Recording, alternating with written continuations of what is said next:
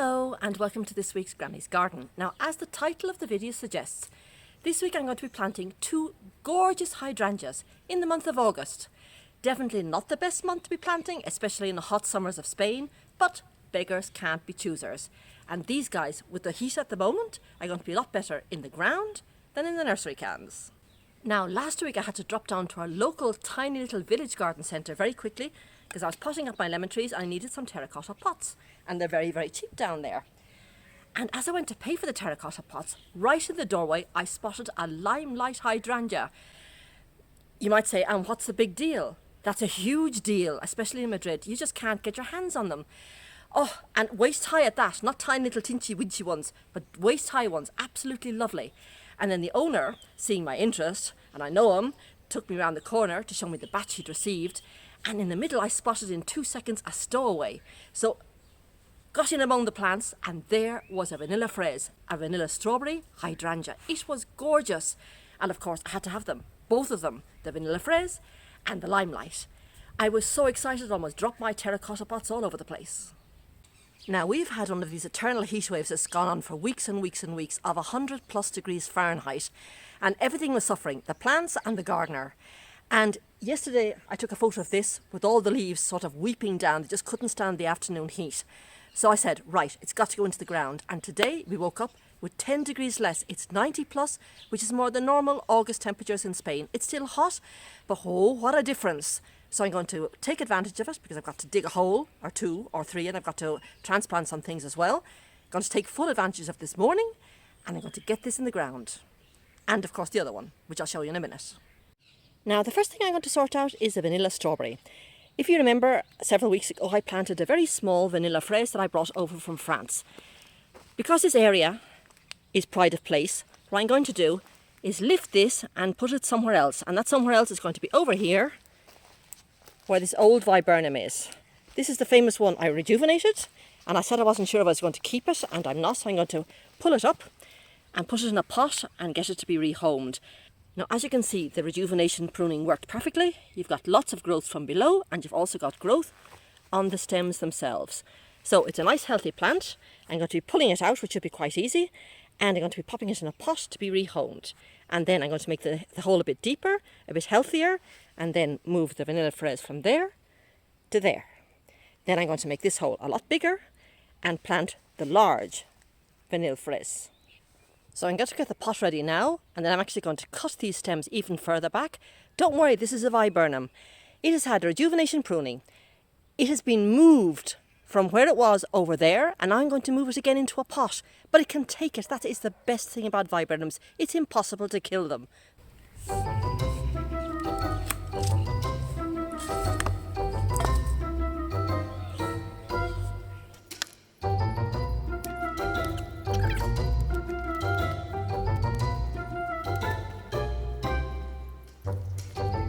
Obviously, I need a bigger pot.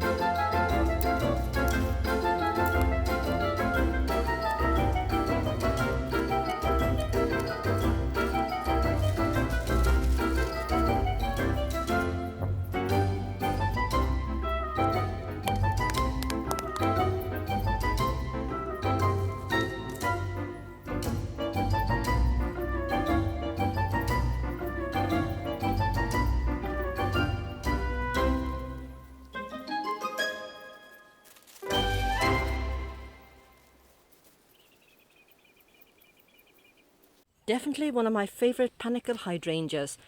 Isn't she just beautiful in that morning sun? And if I pull back, as she matures, she's going to fill in this entire area. She's got pride of place here, beside the olive tree and beside the rose. She's going to have room to fill in this. Isn't that just gorgeous?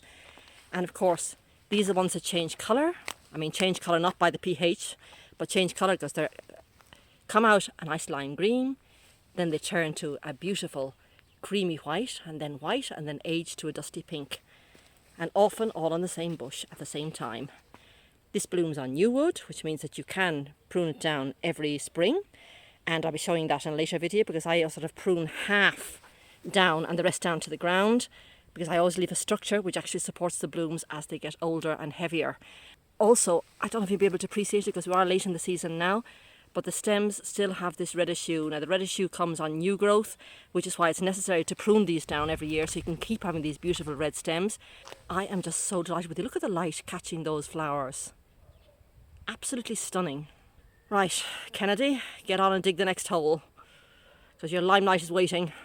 Now the area I've got earmarked for the limelight is in this area here. I've got the smoke bush to my right, and I've got the corkscrew hazel to my left. Not doing brilliantly, so I don't know, that's a bit iffy at the moment, but it's this area here that I want the other one to grow, the limelight.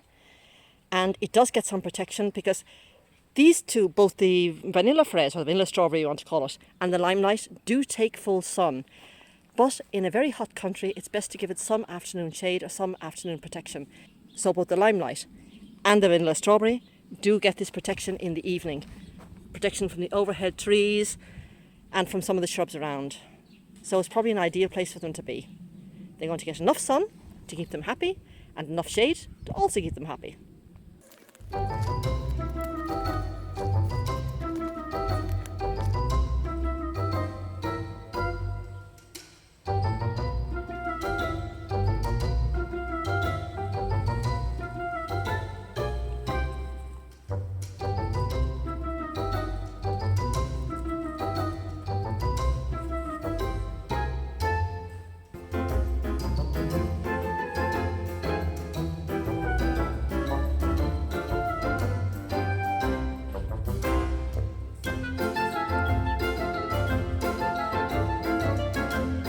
Well, here behind me, the shrub border is actually beginning to take some shape.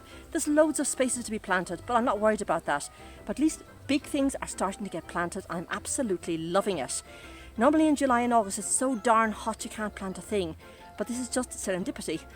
Couldn't leave this in a nursery pot any longer, and it's absolutely beautiful. So I've really enjoyed getting my hands dirty again, and really look forward to September when the weather's cooler again and get back to even more planting and bulb planting. For the meantime, from me, I'm going to head inside and have a nice cool drink because I'm all hot and sweaty, and I'll see you here next week in Granny's garden. Bye bye now.